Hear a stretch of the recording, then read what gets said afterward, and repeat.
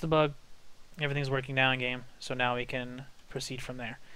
A good thing to note is that it's nice to compile your map before you've done a lot of work on it to see if it actually runs. So it's kind of like a check. You check it, see if it runs. If it runs without anything there, and then it doesn't run with crap there, then you know that, something happened.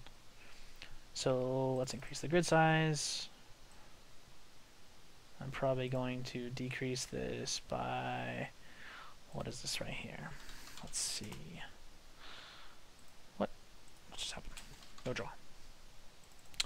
No draw. I believe this is a 256, a 512. Wow. Yeah, 512 will do. So I will decrease it by 512. 1, 2, 3, 4. 1, 2, 3, 4. I'm gonna bring it a little closer. You're gonna do what? Okay, there we go. Looks closer than it is because these big boxes, which I'm actually going to decrease right now because I hate when they look big like that. It's disgusting. So, as you can tell by the name, I was thinking about creating a map that is identical to paintball. So I probably wasn't going to do anything really fancy. I was just going to create some brushes that mimic the paintball map. So if you want to see that, that's what I'm about to do right now. I work fairly quickly. If you want to see how I work, that's great. But most people will just want to jump into and start creating their own things. I haven't talked anything about laying entities down, but I can do that really quick, and maybe I will. So I'm going to click the 1, 2, 3, 4 thing down, which is a little, I don't know what that actually is, orb, but it is the entity tool. And then you're going to focus on this bottom menu, and I'm going to type in here prop static, which is primarily what you're going to be using for things that don't move. And we're going to get an obsolete because it hates me. Hold on. It's okay. I can cheat here. Usually I won't do that to you, but it's being a little moody right now. So let me open up a previous map.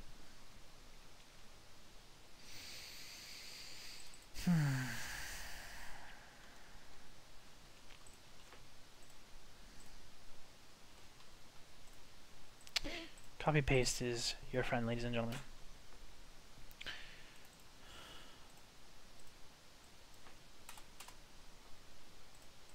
So this is what you should get when it works. This little cube on the ground. And as you can tell, I really just work in the third person a lot, unless I need to do brush work. So I'll just click this, copy, paste, paste, paste, paste, paste, paste, just paste a million of them around. And then, have fun. You left click, and then this is actually important, I know, because some people were actually confused on how to do this. So you get this window that pops up when you click on it, and you want to come down to the world model part, and then hit browse. Then you're going to get another window that pops up, which I need to add. You'll get this window that pops up. And then from here, you can search a million different things. Things are named differently. Like car is named vehicle in this game. It's not always true for every game, but it is true for this one. So that's what we have. So I'm going to put a Humvee in here. Let me just close these really quick. So I've got a Hummer up, and I don't like where it's at. I want to move it around. I'm going to hit the X, and I can move it forward, and I can move it down. It's going to move based upon the grid. If your grid is super big, it's going to move it really quick. Like, boom. See how crazy that is? This thing wants to move up all the way to the sky. So usually when I'm doing model work, I have my grid very small, even to 1. I don't really care. And then if you want to rotate, you know, you just to get the white boxes up, you need to hit X. So I'm hitting X right now when I have it selected. So I'll click on it once, and it'll pop up the rotations, and now I can rotate it. I have my grid set to 15. It makes brushes a lot easier. If you want to get rid of the 15-degree auto snap rotations, you'll go to Tools, Options, and it'll have tabs, and it'll say General Configurations, General 2D Views. 2D Views, it says default to 15 degrees. If you uncheck that, which I'm not going to, you'll be allowed to rotate freely. Now, I must warn you, if you uncheck that and you start rotating brushes all over the place, they're not going to be able to be lined up very cleanly with other brushes. So you have to be very methodical with how you rotate brushes. Rotating models, whatever. You know, those rotating freely is not that big of a deal. So, you know, you input a Hummer and, you know, use physics. Now, there's something else that I want to show you. Oh no, am I going to have to do this for every one? I believe I am. Oh, that's annoying. Alright. Well, I'll show you this anyways. So, I have this other one selected. Oh, excuse me. There we go. And I'm going to go to the world model. And I want... Oh, don't do this to me right now.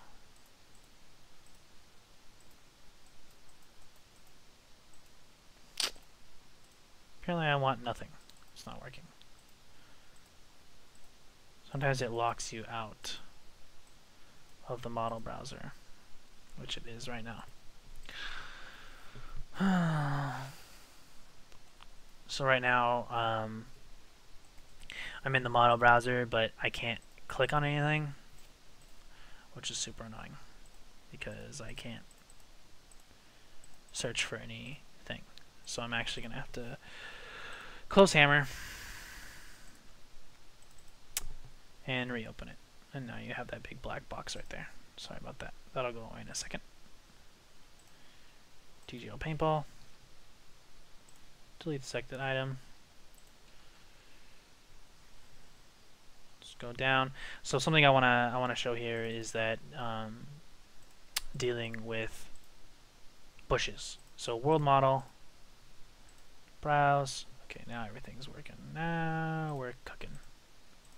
So let me add these.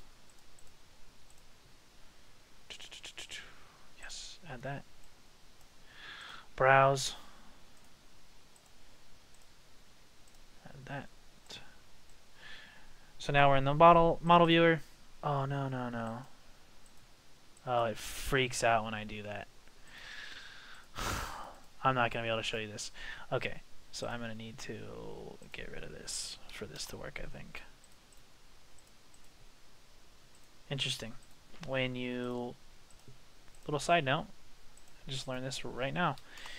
If you try to do the window capture on the model viewer, it freaks out. As you can see, my whole entire hammer is actually freaked out. There we go. That's what happens when you use a very old program. Not an issue. I just won't be able to show you what I'm doing.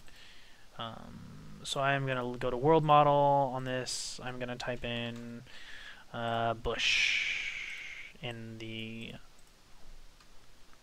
modeler. So let's get a big bush here. Bush, bush, bush, bush, bush, bush, bush. Okay. So we got a bush right here. And typically they're not on the ground. So make sure that things are on the ground. The Humvee looks on the ground, bush is on the ground. So one thing that's super annoying, and maybe you think it's realistic, is that this bush right now is using vphysics. So the branches are models. So if you try to run over this bush, it won't let you. So we're going to go add this, yes, and we're going to go down to the use vphysics, and I'm going to just say not solid. All right, and that what that will do, and I'll hit apply, and what that'll do is allow me to run through it. Now, say I want some varying. Say I want ground in here that it looks real, okay, instead of just this flat surface. Now, what we're talking about is displacements, okay? And that's good and all, except for one thing. Displacements do not seal your level. So we have this box outside, and that seals our level. But if you don't have a box outside your level, and you make the floor a displacement, so how you do that is you go down to your toggle texture application, which is the cube with the red, blue, and green. Select the face there, and let me just show you this window. My obs is getting crazy right now. Okay, so I have the floor selected, Ramadi Dirt. I click on Displacement tab, I hit Create, I hit 3, I click OK. Okay. Now I'm actually going to increase the power to 4. That way it's a little nicer. And I'm going to do Paint Geometry. Of course, this window does not show up, so I'm going to have to add that as well. So now you can see this Paint Geometry thing. So I unclick Spatial, and your brush size depends on how many effect. I'm just going to do 3, and we can go to a corner and raise it up. The distance bar will be how much it goes up per click. So if I change it to 41, each time I click it goes up really high. If I change it to 60, it goes up really high. Change it to lower, and each time I click it doesn't do as much. So now we've got crazy terrain, etc., etc. Oh, excuse me. So we've got all this crazy terrain, and it looks like shit. All right. Let me just move these things out of here. The way. Alright. So you've got this giant freaking mountain in the middle, and it doesn't look realistic at all, and it's, just looks crazy. You're going to click on the Smooth button right here. You just left click, and it'll smooth everything out. You can just go over your whole level, and it smooths everything out. This is important to use because it makes things a lot better, look a lot better, and not look so weird. You can bring this up, put it on top, etc. And now you have varied dirt. Oh, but you see here, but just to let you know, when you created this as a displacement, this is no longer a brush. It's a displacement. So underneath it is actually nothing. You see that? So it's not actually sealing the level, which is okay because we have this no-draw box on the outside. And so from here, I am basically going to create another aim map, and I'm basically just going to use brushes, etc., which none of you really probably care about or need to really watch me. It's probably going to be very boring for you. So you should get out there and create your own levels. Just be careful because oh, another thing, you want to your spawn box is where your people will spawn, so usually you want to have a lot of these spawn points in the spawn box, but not touching each other. So if you're if you've got a 16-on-16 server, you're gonna need a lot of these guys spawning. I don't. I have an 8. We're using 18-18, or using 8-on-8. So I don't really need to worry about this kind of stuff, which is nice. If you create a displacement that looks like crap and you want to get rid of it, it's pretty easy to fix. Actually takes like 5 seconds. So all I'm going to do is I'm going to click on this. I'm going to go to my texture application tool, displacement tab, which you can't see. And then I'm going to click destroy. And it sets it back to what it originally was. And now you can see it is a brush again. So, fairly simple. Only took a little bit. But that is how you map for Insurgency. Anything you want to make is all in the SDK content folder. So everything is there for you. I just deleted that spawn because I'm lazy and I'm just going to copy all these instead of making new ones because these are all at the exact height I want.